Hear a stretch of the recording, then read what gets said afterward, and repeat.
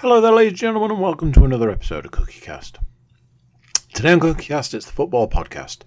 Before I get into this, I have been asked and prompted by the footballing podcast gentleman to mention that kind of ran out of time and completely forgot to mention the passing of Pele, which has happened in the last week and certainly since we last did a football podcast. I know the boys wanted to do a bit about the passing, but time ran out and it got away from us. So did want to get that mentioned up front so that we could cover that off. Everybody's here. We're talking football. We're talking a whole host of football games that have passed and a big juicy selection of football games that are to come. Before we get started, please do consider like, share, subscribe and comment. Drop in reviews you want to drop and share the podcast around. If you've got a football fan in your life, share this podcast with them. They will love it. Right, let's get started. Here we go. This is CookieCast, the football podcast.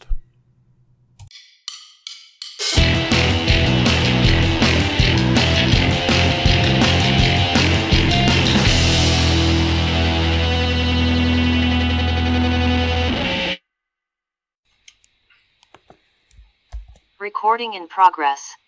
Hello, and welcome back. Yes, ladies and gentlemen, we are back. It's a new year, but it's the same old content. Us four have got together again. We're going to bring you some football jibber jabber. Certainly from a Middlesbrough, Hull, and Nottingham Forest perspective. Maybe with a little other stuff sprinkled in for good measure.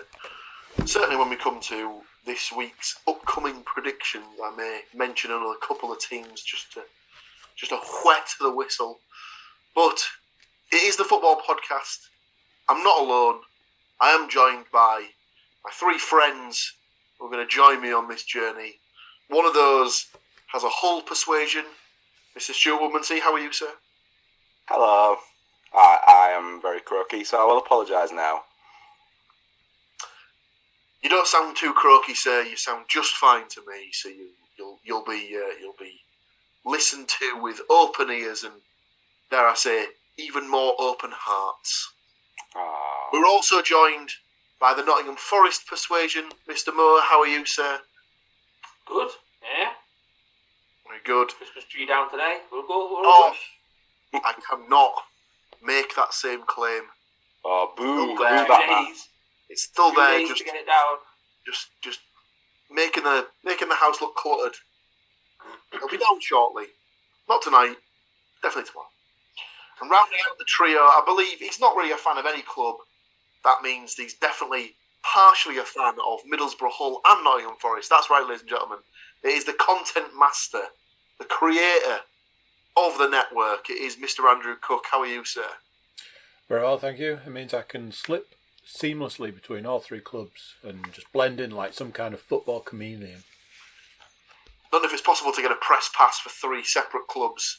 Oh, But we're going to find out. But you were going for the third scarf instead of the half and half. Ooh, third scarf. There's another thing that can definitely Get in the bin. Yeah.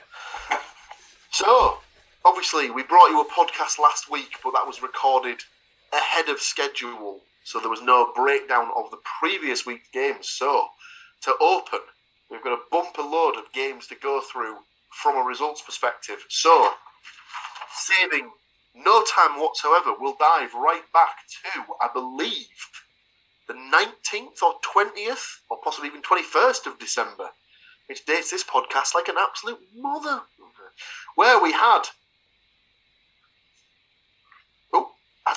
I almost missed a game there. So, we had Carabao Cup action, where Blackburn Rovers took on Nottingham Forest. It's not my team. Don't know why I'm diving into this one. If you can remember that far back, Matt, how did this one go? It's lucky, because I was like, did we talk about this on the last podcast, or did we not? Kind of thing. I thought, I'll just write it down just in case. Good lad. Forest ran out a 4-1 winners after a trip over to the northwest. 2 goals. Well, Brennan Johnson got it going with a penalty. With a penalty. Just the guy who gave the penalty away just didn't stand a chance. He kind of stood him up, went by him, and he took him down. Then Blackburn equalised through Wharton, who was assisted by his brother Wharton as well. It's very confusing. Then Jesse Lingard scored, deflected goal. Ironically, hit both Wharton brothers on the way in, so that was a lovely kind of like joined up kind of situation there.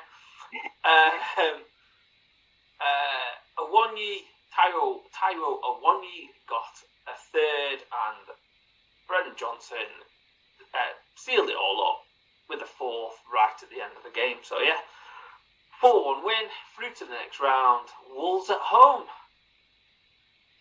Lovely stuff. It's a good thing you'd said Wharton, as I definitely couldn't read my own writing, and I was going to ask, who the hell's Kinatron from Blackburn? Good God. Kinatron, brilliant. Kinatron, not even close.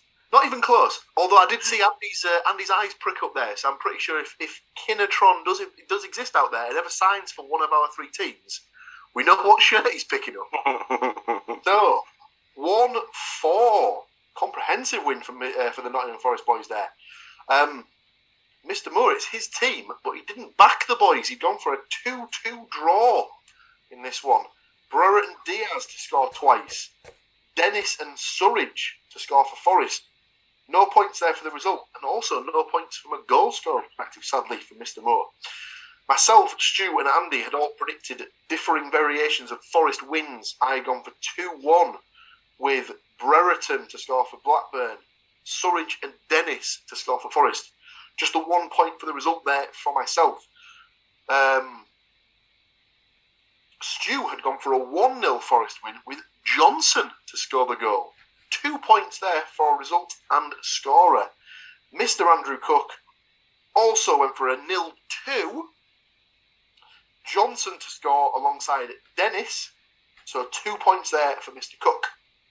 We move on to the Boxing Day games, and I believe we have our first person in attendance for this one, where it was Hull City taking on Blackpool. How did this one go, Mr. Woodmansey? I was that person there in person personally, so yeah. I will kick it off by saying it was freezing. Absolutely freezing.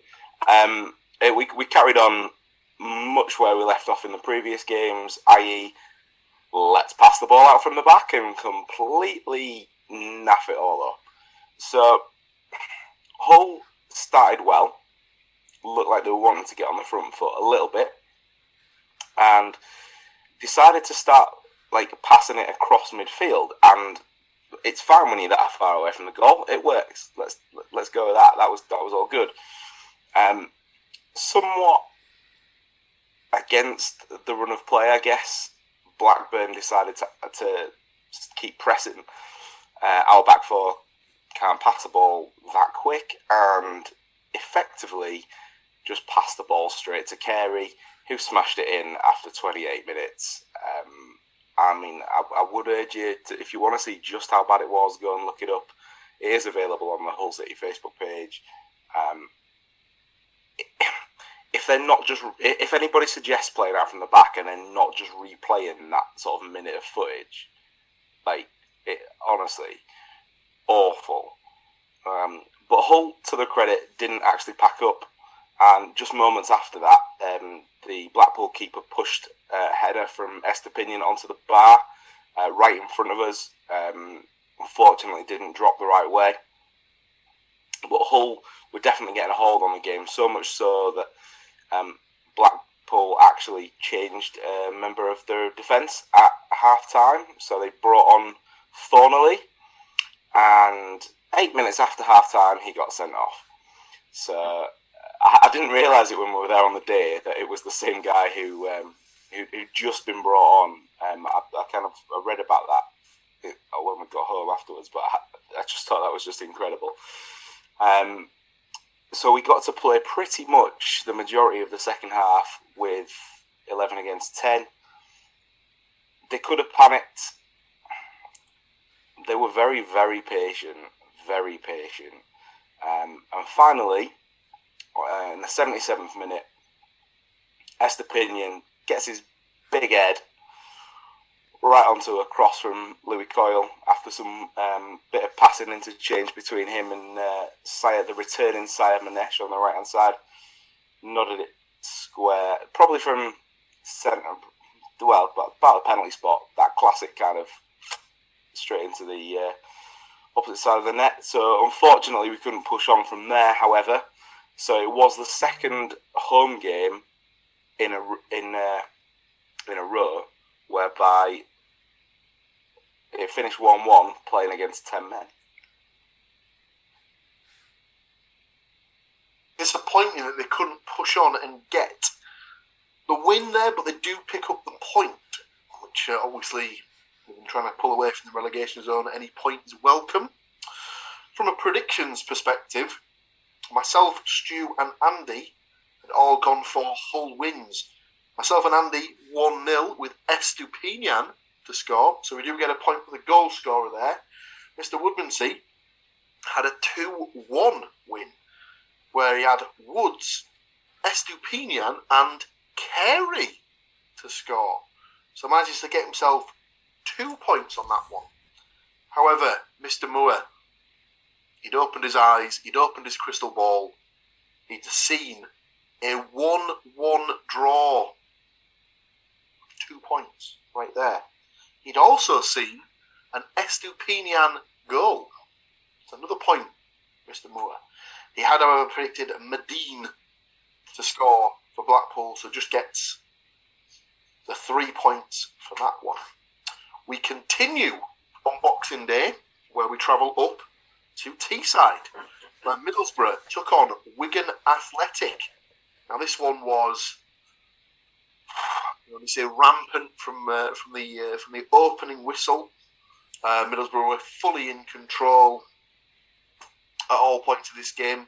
Marcus Force opened the score in the first half. Chuba Akpom added a second. I believe he then added a third.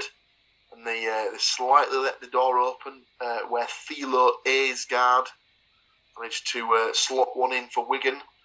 But just when the Wigan boys thought they might be getting something back into the game, Chuba pops up, finishes for the hat-trick, takes on the match ball. What a lovely belated Christmas gift for him.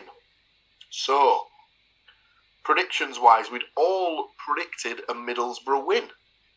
Lovely stuff.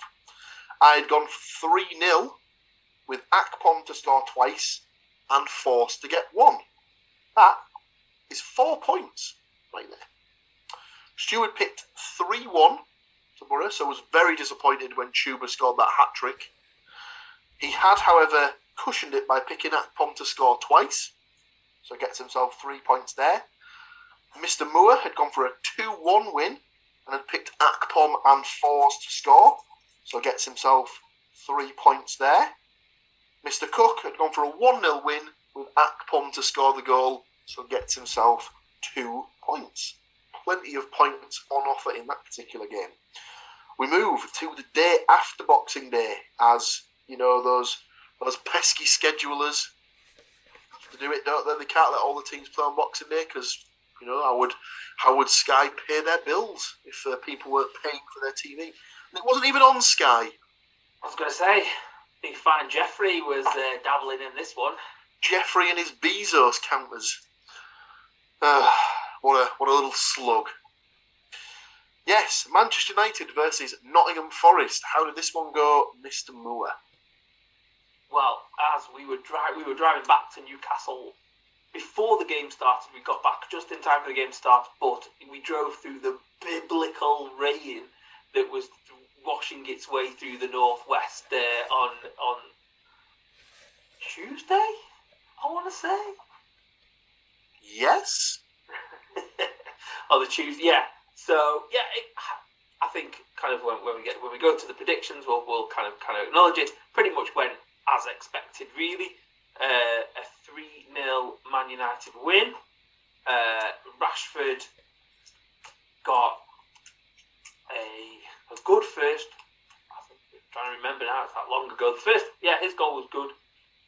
Sloppy. It was a corner. Bit of kind of sloppy defending, but kind of a well-worked corner. Martial got the second. It was a well-worked attack, but his goalkeeping was poor. I think we really showed how much we missed Henderson with Hennessy in goal. And then Fred. I mean, I must have obviously blanked this out of my mind that Fred had scored the third goal, because I was like, what? When I looked it up, and so Fred got a third late on just to kind of finish the match off. I know she's a bit of a punching bag at the moment, punditry wise, but Enya Luko was on the Prime coverage, and all she proceeded to do was repeat the same thing over and over again, and generally repeat the thing that the person before had said. And again, Forest were poor. I don't know. I wear it with Garibaldi tinted glasses. I didn't think we were that bad. I thought Man United were good, but I didn't think we got completely overrun by them. We had a few chances here and there, but it wasn't as bad as I think everyone's kind of seeing the Forest games against these really good sides that are beating better sides than Forest, and still seeing the Man City game and stuff like that. But yeah, a 3-0 win, a 3-0 loss, a 3-0 win for Man United, a 3-0 loss for Forest. Kind of expected. Merry Christmas. Here's Man United to play first game back. So yeah, not ideal. I suppose to cushion the blow. Well, no, I can't say that. At least it wasn't 4. At least it wasn't 4. Mr. Cook had gone optimistically for a 1-0 Nottingham Forest win.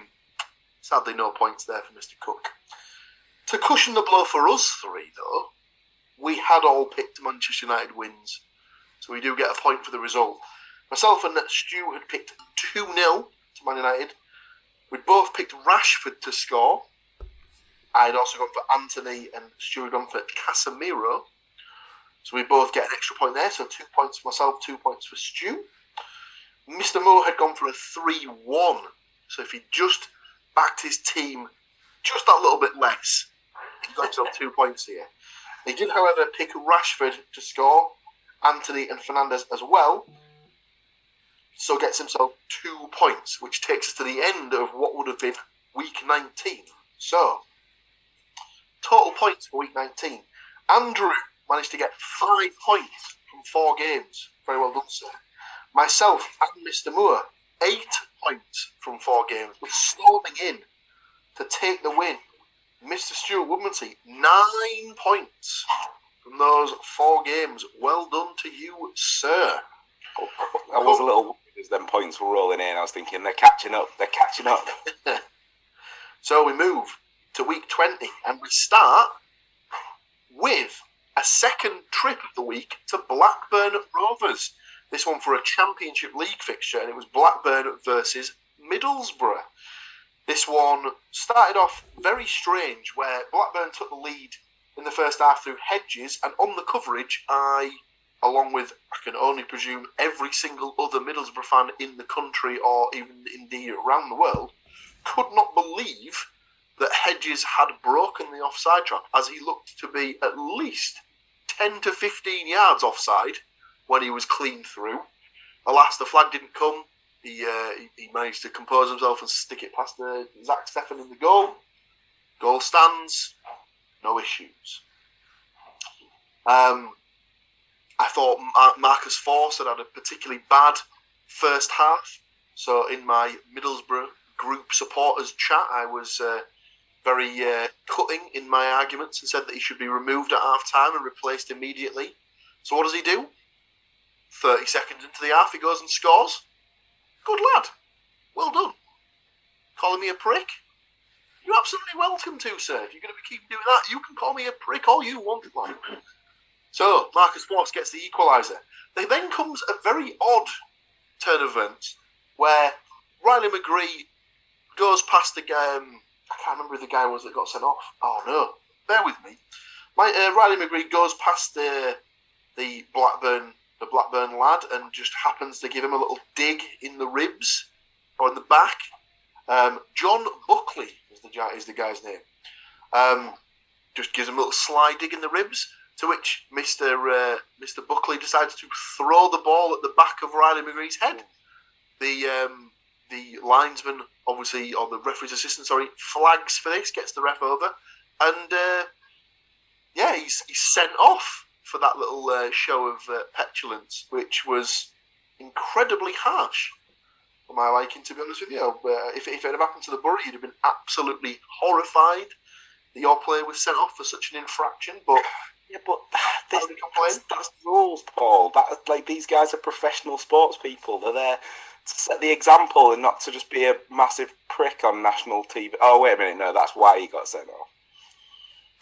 This is the thing, obviously, you'd argue from a Blackburn perspective. You're arguing, well, if he's getting sent off for throwing the ball, why is no one seen the little sort of elbow in the back that McGree's done on him to sort of set him off in the first place? That's what they call the dark arts, though, isn't it? He's gonna go if he's gonna know that brushing past him and sticking his elbow slightly in is not gonna get picked up that easily by people who are 10, 15 feet away. Actively just taking a ball that is a bright colour in itself and throwing it at somebody's head when they aren't looking as well. Not the sharpest knife in the drawer, shall we say? No. And it's a good thing that Mr. McGree didn't get sent off, as he popped up later in the second half and smashed it home for the winner. And what a lovely goal it was as well. Little clipped ball over to the right-hand side. Force nods it back straight into McGree's path, where he just basically passes it straight into the top right-hand corner. Lovely finish. And that's how it finished. So, 1-2. Another 3 points for the Borough. I had gone for a optimistic 1-1 draw, as we don't usually do that well against Blackburn, with Dak to score for Blackburn and Jones to score for Middlesbrough. So, no points for myself there. Stu and Matt had both gone for Blackburn wins. Stuart had gone for a 1-0 win with Gallagher scoring the goal. Matt had gone for Brereton, Diaz and Dolan to score for Blackburn and Crooks to score for the Borough. Mr. Cook, though, ever the optimist, comes steaming in with the 2-0 Middlesbrough win, 1 point. He had also picked Fours to score a goal. That's another point right there. So starting the week off with 2 points, Mr. Cook. We told you this was a bumper one, ladies and gentlemen. We move to the West Midlands, where Birmingham City took on Hull City. I believe this was a Friday evening fixture. How did it go, Mr. Woodmansey? It was a Friday evening fixture. For the second straight game, Oscar Estepinian scored in the 77th minute, which is bizarre. Matt Ingram only had one save to make all game. Again, Hull were actually... It's been reported that they were dominant but patient, which I'm sure will satisfy certain kinks. There was a Longman goal, unfortunately for Andy, probably disallowed for offside in the 68th minute. He had a header at the back post, but as he'd stooped to get the ball, it was his head that put him offside. So fortunately, it did remain 1-0, but a very, very, very important 3 points away from home. Very important, absolutely. As we'd said, with the point they took at home to Blackpool, any point they can get at this particular point will take them further away from the relegation zone. So, absolutely crucial that they can get those points on the board. None of us were optimistic here. The Hull fan being the least optimistic of all of us, with a 2-0 Birmingham City win predicted. No points there. I had gone for a 2-2 draw with Deeney and Hannibal to score for Birmingham, Tufan and Woods to score for Hull. Mr. Moore and Mr. Cook had both gone for 1-1 draws. Matt with Hogan and Tufan. Andy with Jukovic and Longman. No points for anyone in that game. We move to the first game of 2023. Yeah, it was. Where Nottingham Forest took on Chelsea. And I believe you're not too disheartened with this one, Mr. Moore. No, I think, looking at the kind of up-and-coming fixtures, I think the three league fixtures that we had coming back from the World Cup, Forest had coming back from the World Cup, we kind of looked at it and thought, not a great way to kind of come back. Man United, Chelsea, and spoiler alert for the predictions, Southampton tomorrow. You kind of think, right, okay, we've got 2 games where just survive it, don't lose any confidence. If we get beaten both of them, fine. Were you expecting anything? No. All eyes kind of looking towards Southampton tomorrow to date the podcast. No, Forest managed to get a 1-1 draw against Chelsea. And kind of having not watched the full match live, but watching the highlights and the punditry that goes with it, absolutely, I think the first half, Forest were quite passive and kind of gave Chelsea a lot of the ball, but kind of in the second half, kind of gave them a really good kind of, perhaps the more dominant team kind of thing. I think a lot of people kind of went in hard on Chelsea, like the lack of aggression, lack of kind of thing. But that being said, so Chelsea took the lead by a bizarre goal. Really, it was like one of those really unlucky goals that you kind of see it and you think that's the kind of goal that relegated teams concede. It just clips off. Bowley, possibly the Chelsea player, clips the crossbar. Any other time, it just would have kind of gone. Any more of the crossbar, it would have hit, and it would have just gone out of play. But no, drops perfectly for Surridge to just whack it in the back of the net. Oh, sorry, Raheem Sterling. Sorry, I got the wrong kind of line. Raheem Sterling to whack into the back of the net. Yeah, it's one of those ones where you think, damn. And at that point, I was like, I think I'd kind of message you guys saying, just Forest need to just go for it now. Just sort of, the goal difference thing is kind of out the window, as it were. But with their display, it kind of carried on, and in the second half, Serge Aurier got a very nice equaliser, kind of took it down on his chest and smacked it in the back of the net after Bowley borderline assaulted Pulisic. I'm not quite sure how he got away with that with VAR, but I was like, he's got away with one, I would say. But Forest had some really good chances. One you looked really kind of threatening as well. That front three with Morgan Gibbs White. All looked quite threatening. So good, happy. Bonus point.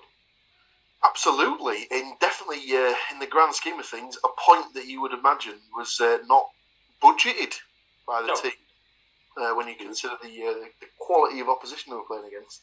As a neutral, it was a fun game to watch as well. It was. It was very good. Absolutely raving about it, wasn't he? Because he was causing them bother all night.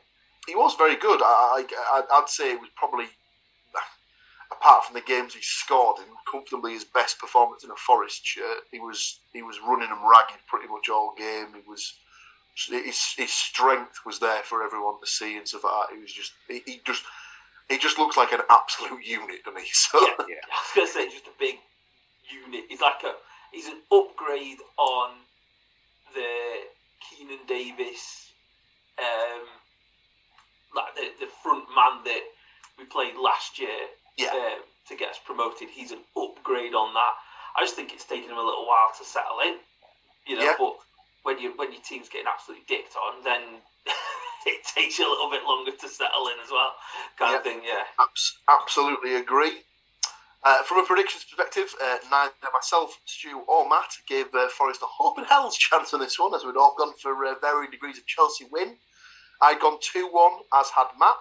I had a 1-0 to score, as did Matt. I also had Havertz and Mount to score for Chelsea. Matt had Havertz and Sterling to score for Chelsea, so gets himself a point even though he got the result incorrect. Stuart gone 1-3. Lingard to score for Forest. Mount, Pulisic and Havertz to score for Chelsea. No points there. Mr. Cook, take a bow, sir. 1-1 draw predicted. 2 points there. Sadly, didn't predict either of the goal scorers with Johnson and Aubameyang predicted. So, gets himself 2 points. We have got the Birmingham City Middlesbrough game and Wigan Athletic Hull games to go from week 20. But before we go on to those, we are just going to take a small break just so I can compose myself to break down all of the shenanigans that happened in St Andrews. Obviously, it's our second trip there of the week, so I feel that I need to, just wipe myself down because no one likes sloppy seconds. Join us again in a small moment.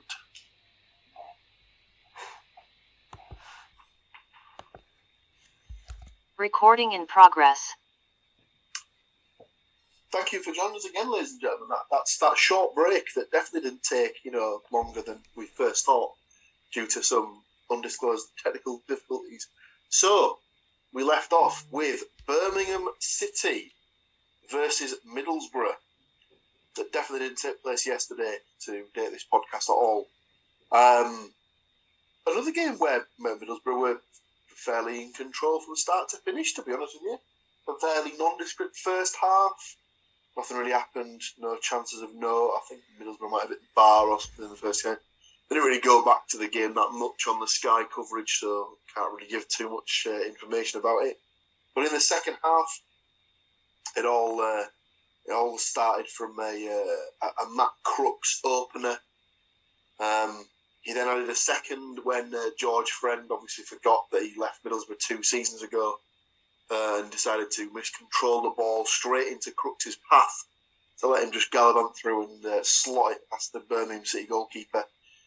Slightly nervous moments when Tahith Chong managed to get a goal back for Birmingham, but then just to add the icing to the top of the cake and just make the game safe. Everyone's favourite top goal scorer in the Championship popped up to get his 13th of the season and move himself clear at the top of the goal scoring charts. That's right, ladies and gentlemen. Tubes bagged the third for the Borough for a 3-1 Middlesbrough win. Mr. Moore went for a 2-2 draw on this one. Hogan and Deeney to score for Birmingham. Watmore and Crooks to score for the Borough, so does bag himself a point for that. Myself, Stu and Andy had all gone for varying degrees of Middlesbrough win. Andy had gone for a 1-0 with Watmore to score the goal, just the 1 point for the result there. Stu had gone for 0-2 with Watmore and Akpom to score, so gets himself 2 points. I had gone 2-1 to the Borough with Deeney to score for Birmingham, Giles and Crooks to score for the Borough. 2 points for me as well. We finish with Hull City's trip to Wigan Athletic. Now, going off Middlesbrough's games against Wigan Athletic this season, they've both finished 4-1 to the Borough. Were Hull able to follow on that trend and get that score themselves, Mr. Woodmansey? Yes. Yes. No. In all seriousness, this is actually the third time in 7 days that Wigan have lost 4-1. And the other team to do it was Sunderland. So, not fun to be pie eater from the northwest right now. But yeah, so 15 minutes, corner comes in. Wigan fail to clear their lines. Ball falls nicely to Jacob Greaves, who finished it like a striker, to be fair. Very, very, very, very, very composed for a defender. And just placed it into the net to give us a 1-0 lead. And then because Hull had to let Wigan back into the game, but not until the 63rd minute. And then Estepinian scored again. Does anybody want to guess the minute based on last time round? Oh, no way. 77? 77? Well, he was 1 minute out this time. He was 78, so he was very close. But that seems to be his time. If he's going to score around that time of the game. But that's now 3 goals in 3 games within a 60-second time bracket, which is just insane. It was a horrendously scuffed shot that bobbled in off the outstretched leg of a defender, but was on its way in already, so they did credit him with the goal. So 3 in 3 games for Hull's top scorer. He's coming after you. And then the rest of the game really was just Hull doing to another team what other teams have consistently done to us this season, and that was just punishing a slow back line. Sky actually noted on their match report that it was as if Hull were playing an exhibition match during periods of this, which I don't really think there can be much higher praise for that team at the moment. To be honest, they've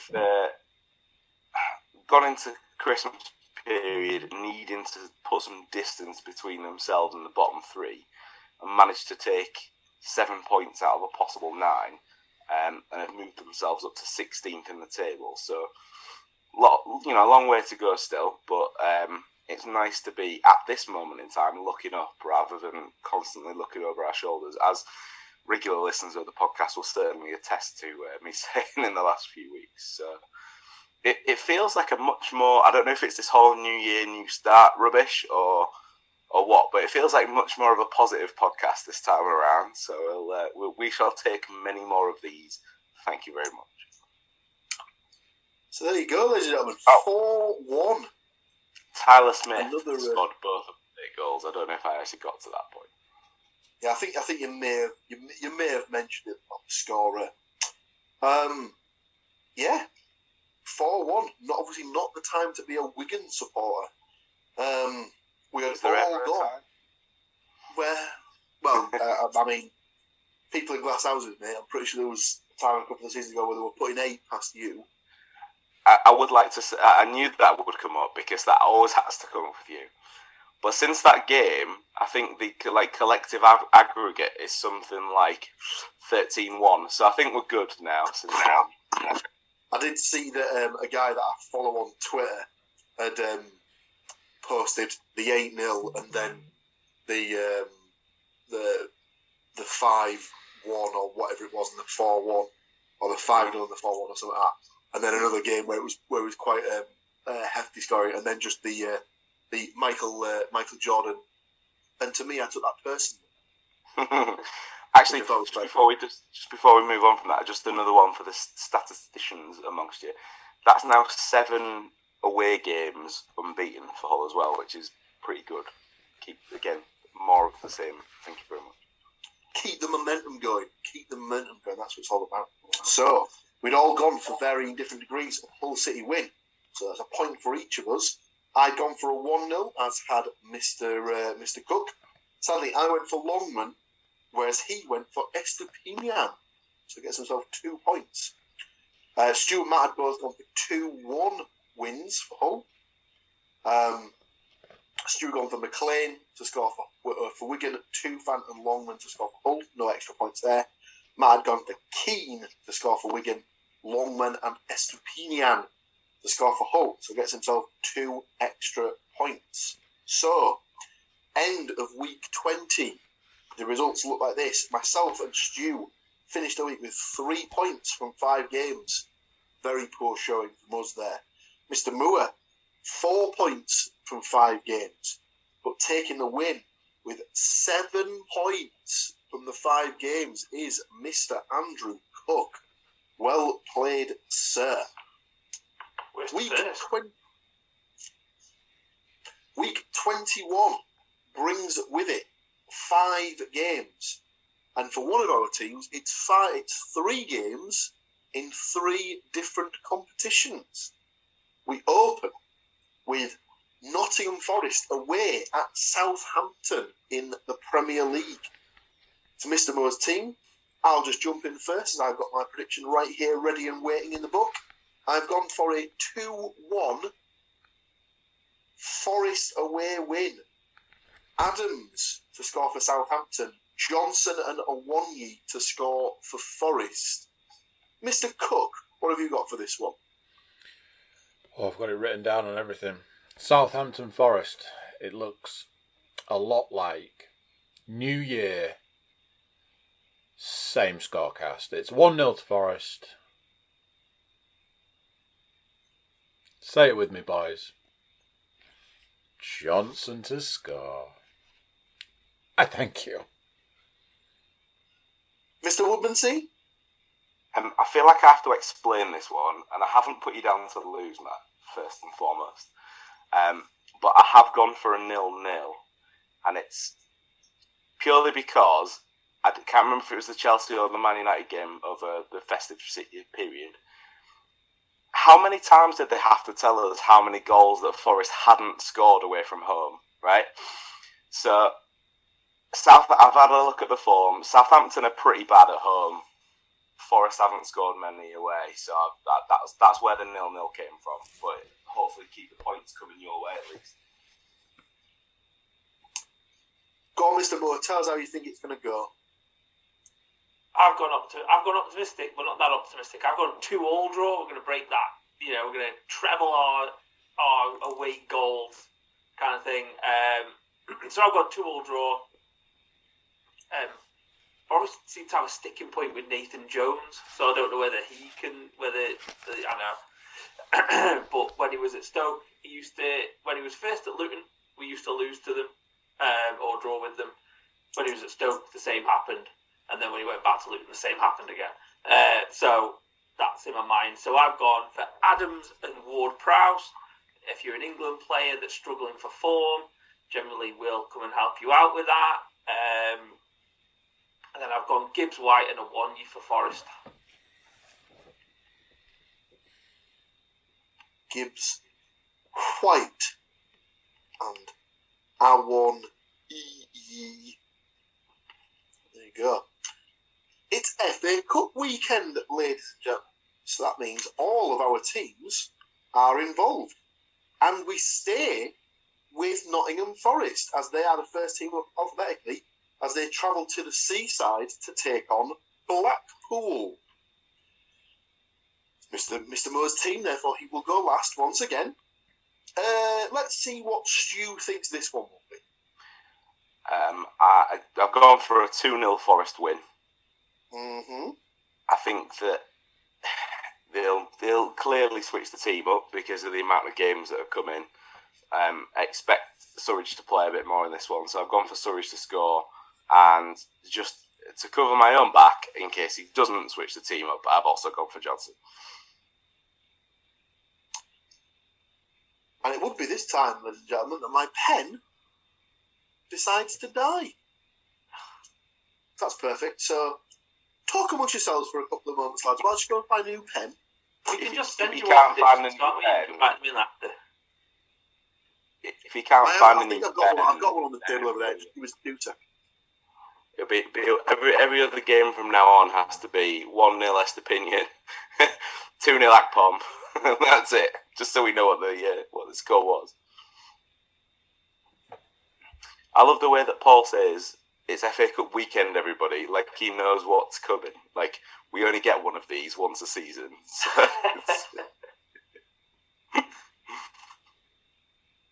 I am not. I can't. Other than when we got to the final, I'll just throw that out there. I can't really remember having a decent run in my lifetime. Really. Listen, We're talking about a competition there.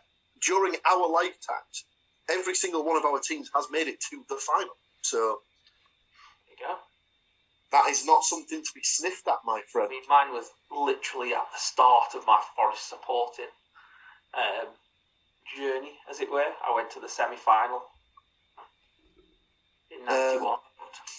Well, like mine came when I was a sprightly 11 years old, and of course was ruined within 46 seconds. So thanks for that, Roberto Di Mattei, you absolute ball bag. My first City away game was an FA Cup game against Aston Villa in the third round at Villa Park. Get beat? Yep. 3-0. Of course I did. Mr. Cook, what have you got for this one? So, you know what Stu predicted? Yeah. Swap out Surridge for Dennis, and you've got my prediction. So 0-2. 0-2, Johnson and Dennis to score. Interesting. So, you know, Stu picked Surridge and you picked Dennis. I remember it. Yeah, so if you just sort of combine those two, then that'll be mine. So 2-0 Forest, Surridge and Dennis. Go on, Matt. Give us the completed 4 set of 0-2s. I mean, by all of your predictions, you predicted 2 players who are rumoured to be out of the club by the end of January. But don't worry, I've also predicted one of them as well. I've gone for a 1 to Blackpool, 3 to Forest. Same goal difference. That means they're getting knocked out. So your goal scorer for Blackpool? Medine. Yes. And then I've got Surridge, Johnson, and just so they're not burning Forest shirts on the streets of Brazil, Gustavo Scarpa. I like it. Scarpa's first mention since he's joined the club. The next of our 3 FA Cup games takes us to Humberside, where Hull City take on Fulham. Mr. Woodmansey's team, he will go last. I've gone for a 1-3. Fulham 3-1 win on this one. Got Smith to continue where he left off against Wigan to score for Hull. And then I've got Decord over Reed and Mitrovic to score for Fulham. Mr. Moore, what have you got? I've gone for a 2-1 Fulham win. Yeah. I've gone Syed Manesh. Now, he came off injured. He did. Is there any update? Not that I've seen, but they will be monitoring him closely because it was the same. I think it was the same leg that he'd had the surgery on his hammy. Who's your guy that they signed from Fulham? In midfield. What's his name? I could tell you, or you could just wait until my prediction, you mother.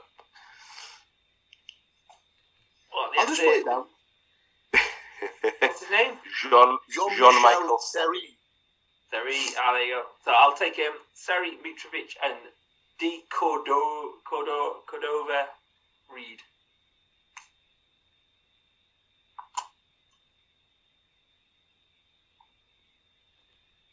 Mr. Cook? Stu already called out my prediction. I felt it was a little bit like, what's happening here? Hull 1-0. Estepinian to score, please. Go on then, Mr. Woodmansey. What's the damage going to be? Man, I always find that there's always some really weird goal scorers in the 3rd round of the FA Cup. So that was my actual idea for picking Seri. Not because of the old boy thing. So I've gone for Hull 1, Fulham 2. But yeah, it'll be. I've gone for Seri as my official one, but it'll be like another like Tyler Smith to carry it on because he's not really that meant to be in the team, and there'll be some odd goal scorer. But for Fulham, I've gone for Willian and Dan James. Oh God! Told you, weird goal scorers. Let's just say this: if you do have Dan James score against you, you've done something terribly, terribly wrong. Because that guy cannot play football to save his life. He is fast. There is nothing else to his game. See former podcasts. Next up, our final FA Cup game of the weekend sees Middlesbrough take on Brighton and Hove Albion. My team, so I will go last. Mr. Cook, what have you got for this one? 2-0 to the Borough. Interesting. Obviously. Yeah. Fours and Tuba.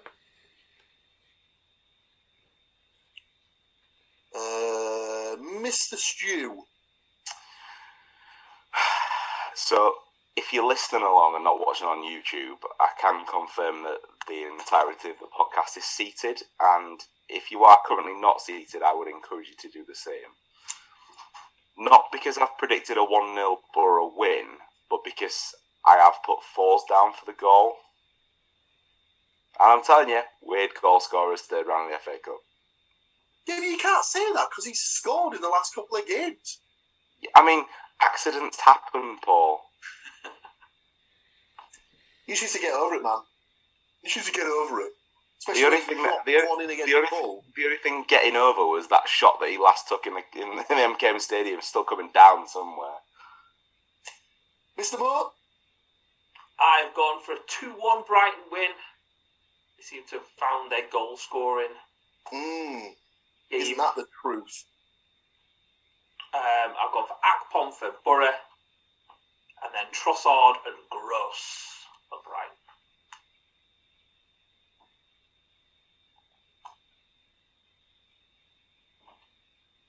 I've given him his full German-style spelling of G-R-O-S-Z.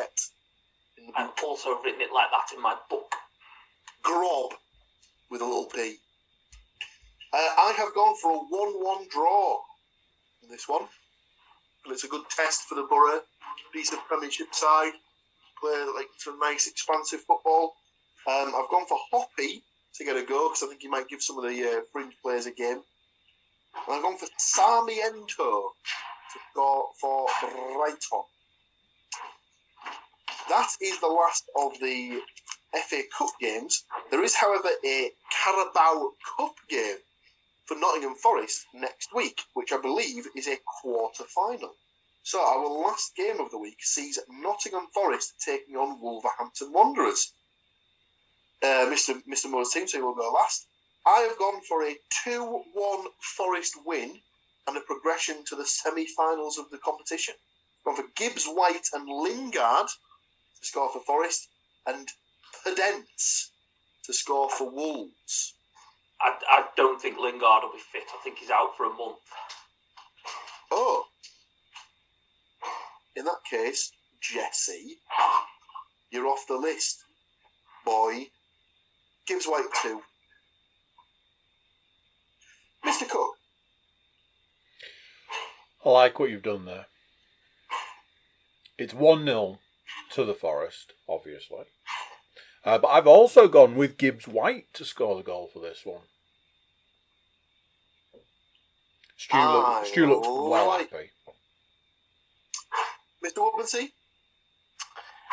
I have gone for 1-1, and I have gone also for Gibbs White, as you may have been able to tell by my reaction. And everybody's favourite shithouse that plays for Wolves, Diego Costa. Horse.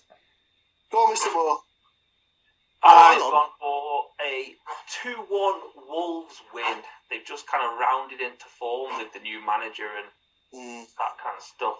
And obviously Forest have already lost to them once this year. So I've gone for Johnson to score for Forest, and Neves and Pedence. Neves. Hodence. Just going back to Stu's prediction, 1-1 would mean extra time / penalties. Yeah. I'm not playing for extra points. I'm not playing for extra points, though, am I? So, yeah. It's always fun to watch when it's not your team, but I always feel a little bit aggrieved when it's one of your teams now. So I don't want to see penalties. So I don't know. Say Forest after extra time, just for. Well, it goes straight to penalties. Yeah, it goes straight to penalties. Yeah. Okay. Well then, I'm really sorry, but I'll stick with my 1-1, and I'm not picking a winner from penalties because. Okay. Crap at the lottery. So. There you go. That brings us to the end of our predictions, ladies and gentlemen, which is actually quite handy because I don't have any space left in my book. There, see? Got one page left. There's going to have to be a new book from next week, so say goodbye to the Quickly Kevin Narty's football show book. Next week it'll be a delicious new one filled with delicious nonsense.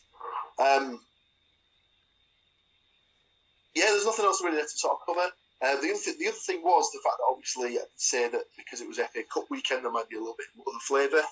Hartlepool United are still in the competition. As we said in a podcast a number of weeks ago, they have been drawn against a sort of another member of the podcast's team in a kind of roundabout way. They've been drawn at home against Stoke City, which obviously Mr. Moore does not support Stoke, but he's from there, so it still counts. No, it doesn't. Of course it does. Matt's currently getting in the car to drive down to York to smash your windows. If you would have said Vale, fine, Crewe, maybe, but stuff like, yeah, it's where I'm from. Well, but I have nothing to do with that sodding club. So, yes, this is a repeat of a FA Cup tie from about 12 or 13 years ago, in which Hartlepool United actually won 2-0 when Stoke were a Premier League side. So, fingers crossed we get another repeat of that performance, and Pools managed to get themselves into the fourth round draw hat. But that's it, ladies and gentlemen. That's all I have for this particular week, unless these gentlemen have got anything else they'd like to bring to the table.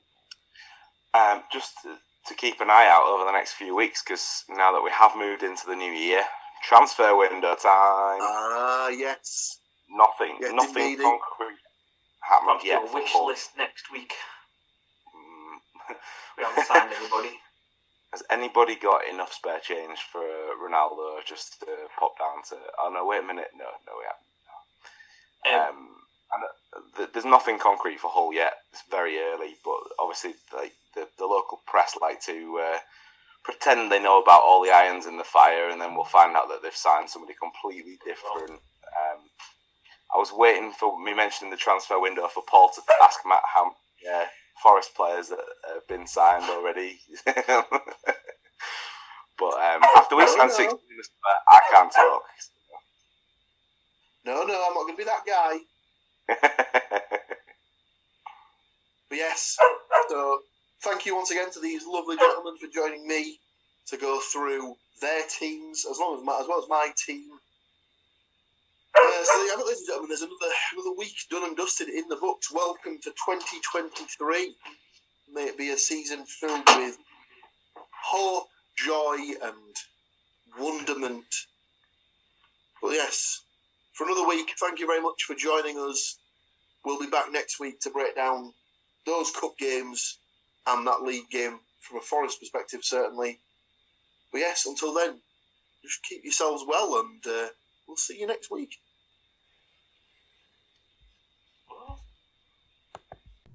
So there we go, what do you think to that? Another one done, a big boatload of games gone, and a big boatload of games to come. Like I said at the opening, I know the guys did want to do a section about Pele's passing. It potentially will be brought up next week, so there's possibly going to be that, but like I say, obviously we here at CookieCast wanted to shine a light on the passing of a football legend. Great. Thanks for joining us for this one. Please tune in again for more football podcasts. Before you go, please do consider like, share, subscribe and comment. Drop reviews. Check out the website, cookiecast.com. Find social media links and an email button there for you to get in touch with us. That's it for this one. Until next time, I'm going to say bye, and I'll see you then. Thank you for listening to these grumpy old men talk about football. If you've enjoyed this episode, please like, share and subscribe.